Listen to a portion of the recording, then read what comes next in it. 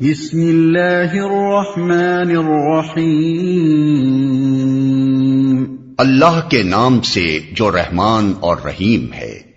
وَلَوْ يُؤَاخِذُ اللَّهُ النَّاسَ بِظُلْمِهِمْ مَا تَرَكَ عَلَيْهَا مِن دَابَّةٍ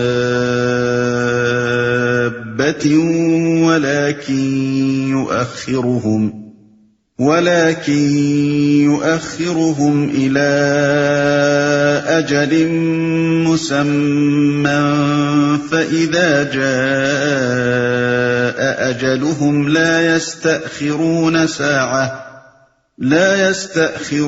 ساعة ولا يستقدمون۔ اگر کہیں اللہ لوگوں کو ان کی زیادتی پر فوراً ہی پکڑ لیا کرتا تو روئے زمین پر کسی متنفس کو نہ چھوڑتا، لیکن وہ سب کو ایک وقت مقرر تک مہلت دیتا ہے، پھر جب وہ وقت آ جاتا ہے تو اس سے کوئی ایک گھڑی بھر بھی آگے پیچھے نہیں ہو سکتا۔ وَيَجْعَلُونَ لِلَّهِ مَا يَكْرَهُونَ وَتَصِفُ أَلْسِنَتُهُمُ الْكَذِبَ أَنَّ لَهُمُ الْحُسْنَى لا جرم ان لهم النار وانهم مفرطون۔ آج یہ لوگ وہ چیزیں اللہ کے لیے تجویز کر رہے ہیں جو خود اپنے لیے انہیں ناپسند ہیں، اور جھوٹ کہتی ہیں ان کی زبانیں کہ ان کے لیے بھلا ہی بھلا ہے۔ ان کے لیے تو ایک ہی چیز ہے اور وہ ہے دوزخ کی آگ، ضرور یہ سب سے پہلے اس میں پہنچائے جائیں گے۔ تاللہ لقد ارسلنا الى من قبلك فزين لهم الشيطان اعمالهم فهو وليهم اليوم ولهم عذاب الیم۔ خدا کی قسم اے محمد، تم سے پہلے بھی بہت سی قوموں میں ہم رسول بھیج چکے ہیں، اور پہلے بھی یہی ہوتا رہا ہے کہ شیطان نے ان کے برے کرتوت انہیں خوشنما بنا کر دکھائے اور رسولوں کی بات انہوں نے مان کر نہ دی۔ وہی شیطان آج ان لوگوں کا بھی سرپرست بنا ہوا ہے اور یہ دردناک سزا کے مستحق بن رہے ہیں۔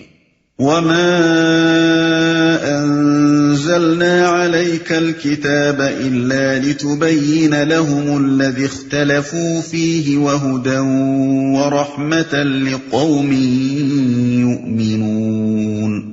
ہم نے یہ کتاب تم پر اس لیے نازل کی ہے کہ تم ان اختلافات کی حقیقت ان پر کھول دو جن میں یہ پڑے ہوئے ہیں۔ یہ کتاب رہنمائی اور رحمت بن کر اتری ہے ان لوگوں کے لیے جو اسے مان لیں۔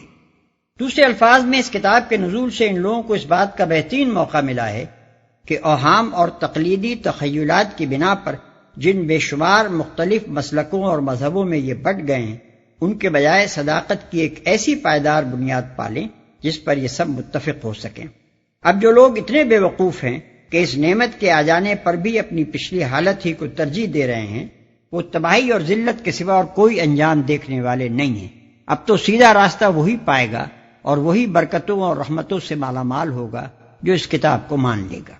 واللہ انزل من السماء ماء فأحیا به الارض بعد موتها ان فی ذلك لآیة لقوم یسمعون۔ تم ہر برسات میں دیکھتے ہو کہ اللہ نے آسمان سے پانی برسایا اور یکا یک مردہ پڑی ہوئی زمین میں اس کی بدولت جان ڈال دی، یقیناً اس میں ایک نشانی ہے سننے والوں کے لیے۔ یعنی یہ منظر ہر سال تمہاری آنکھوں کے سامنے گزرتا ہے کہ زمین بالکل چٹیل میدان پڑی ہوئی ہے، زندگی کے کوئی آثار موجود نہیں، نہ گھاس پھوس ہے، نہ بیل بوٹے، نہ پھول پتی اور نہ کسی قسم کے حشرات الارض۔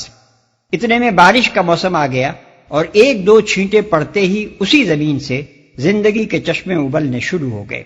زمین کی تہوں میں دبی ہوئی بے شمار جڑیں یکایک جی اٹھیں اور ہر ایک کے اندر سے وہی نباتات پھر برآمد ہو گئیں جو پچھلی برسات میں پیدا ہونے کے بعد مر چکی تھی۔ بے شمار حشرات الارض جن کا نام و نشان تک گرمی کے زمانے میں باقی نہ رہا تھا، یکایک پھر اسی شان سے نمودار ہو گئے جیسے پچھلی برسات میں دیکھے گئے تھے۔